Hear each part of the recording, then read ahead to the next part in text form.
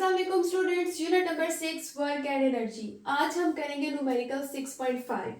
Question है on reaching the top of a slope 6 metre high from its bottom a cyclist has a speed of 1.5 metre per second.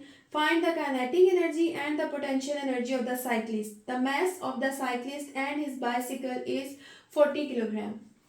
सबसे पहले हम इसके लिए एक diagram draw करेंगे कि एक स्लोप पे जा रहा है एक साइक्लिस्ट और उस स्लोप का ज़मीन से जो डिस्टेंस है या हाइट है वो है 6 मीटर। तो वो एक ऊंची जगह पे साइकिलिंग कर रहा है। उस टाइम पर उसकी काइनेटिक एनर्जी क्या होगी और जब वो रुका होगा वहाँ पर तो उसकी पोटेंशियल एनर्जी क्या होगी। डेटा नोट करते हैं। हाइट है 6 मीटर, उसकी स्पीड है 1.5 मीटर्स पर सेकेंड और मैस है 40 kg। फाइंड करना है काइनेटिक एंड पोटेंशियल एनर्जी। सबसे पहले फार्मूला लिखते हैं काइनेटिक एनर्जी का। K E is equal to half M V square.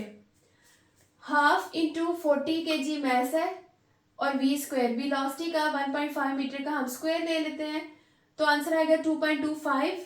और यहाँ से 2 के टेबल से 40 को हम कट कर लेंगे तो ये आ जाएगा 20 और 2.25 को मल्टीप्लाई करेंगे तो आंसर आएगा 45 जूल, जो कि काइनेटिक एनर्जी है। अब फाइंड करते हैं पोटेंशियल एनर्जी।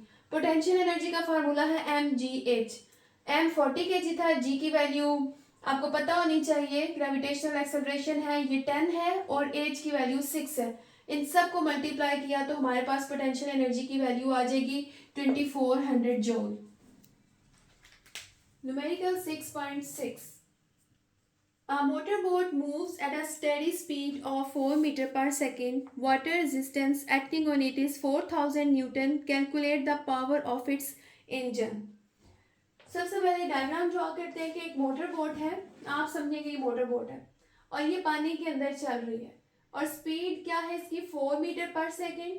तो जब ये पानी में चल रही है तो पानी इसके ऊपर एक फोर्स भी लगाएगा और वो फोर्स कितनी है 4000 न्यूटन।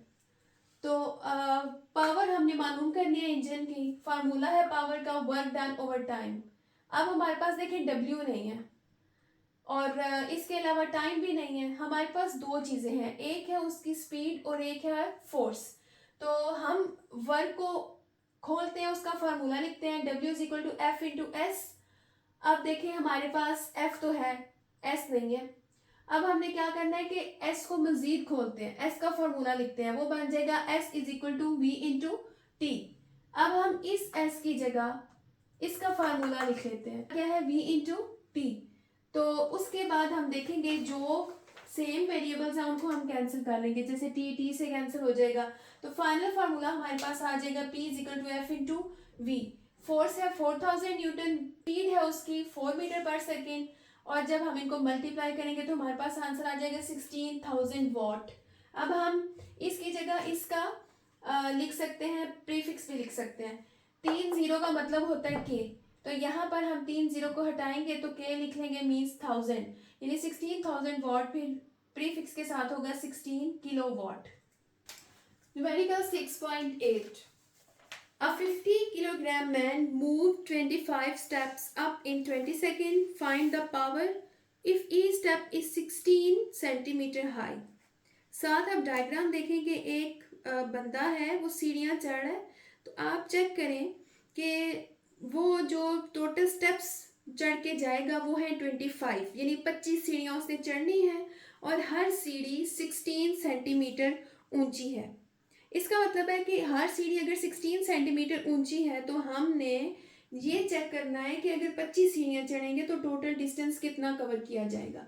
तो डेटा नोट कर लेते हैं। मैस है 50 kg और टाइम है 20 सेकेंड। हर स्टेप जो है वो 16 सेंटीमीटर हाई है। जो डिस्टेंस होता है या हाइट होती है वो हमेशा मीटर्स में ली जाती है।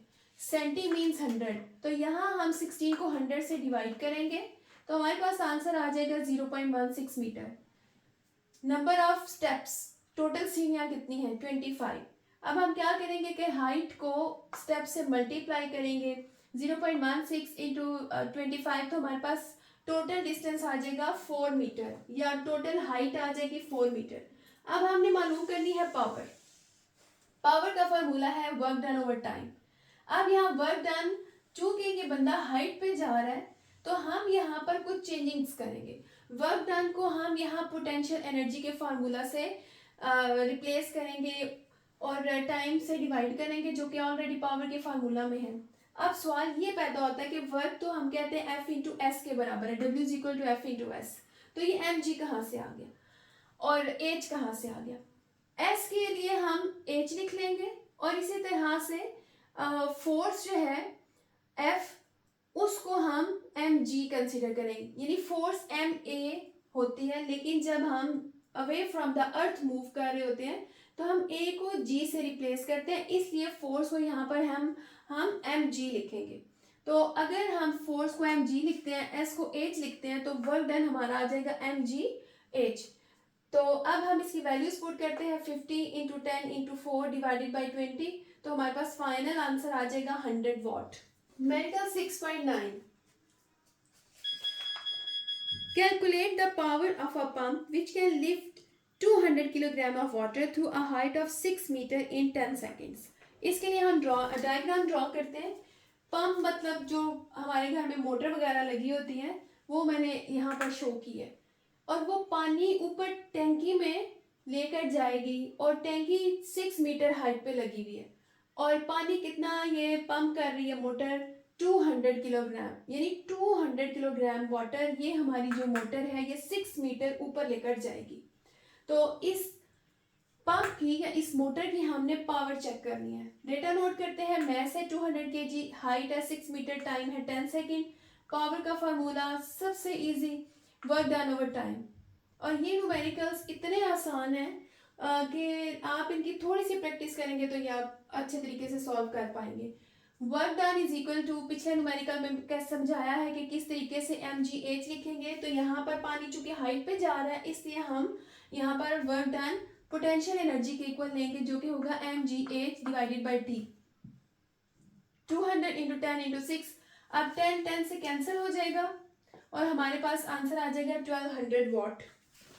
न्यूमेरिकल 6.10 क्वेश्चन है, an electric motor of 1 horse power is use to run water pump. Water pump means जो मोटर घरों में लगी होती है। The water pump takes 10 minutes to fill an overhead tank.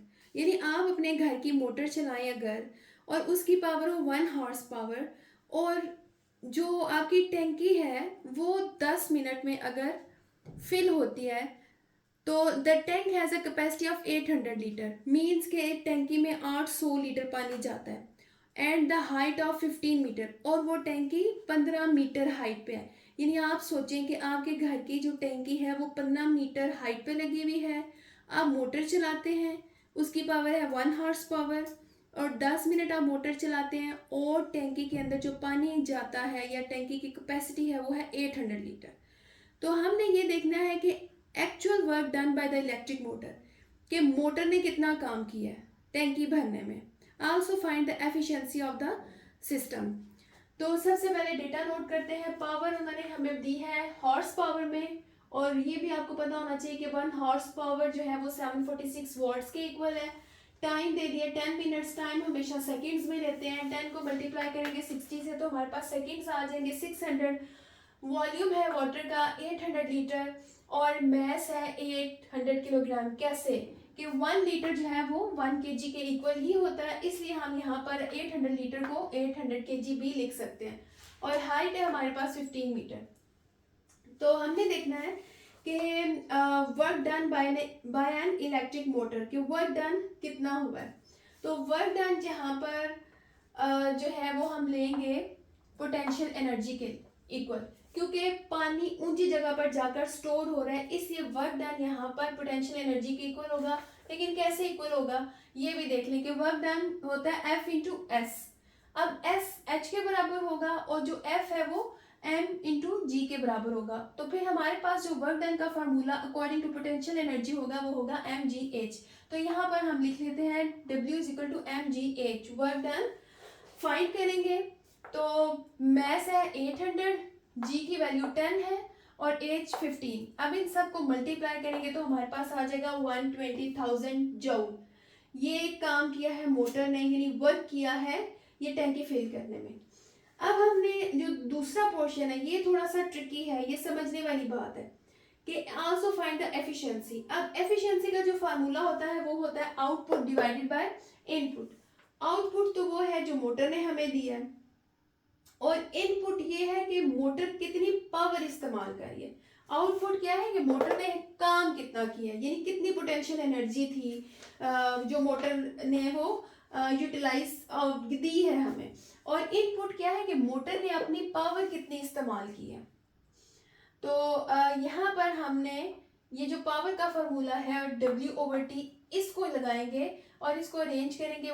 Work done इस तरफ रख लेते हैं और पावर को यानी मोटर की जो पावर है उसको टाइम से मल्टीप्लाई करेंगे। पावर थी 746 और टाइम था 600। तो हमारे पास यहाँ पर ये जो वर्क डन है यानी जो इनपुट है वो हो जाएगा 447600 जूल। अब हम एफिशिएंसी का फार्मूला लिखने के साथ हम इसकी परसेंटेज भी फाइंड आउट करते हैं। आउटपुट है 120,000 जूल, यानी जो मोटर है उसने 120,000 जूल आउटपुट दी है। और इनपुट यानी उसने एनर्जी यूज कितनी की है वो थी 447600, यानी काफ़ी ज़्यादा एनर्जी यूज़ की है और जो उसने काम किया वो ज़रा कम ही है। और हम इसको 100 से मल्टीप्लाई करेंगे तो हमारे पास आंसर आ जाता है 26.8। मतलब कि अगर 100% एनर्जी यूज़ कर रही है हमें मोटर तो वो 26% हमें काम करके दे रही है, यानी इसकी एफिशिएंसी इतनी अच्छी नहीं है, आउटपुट कम है और इनपुट ज़्यादा है।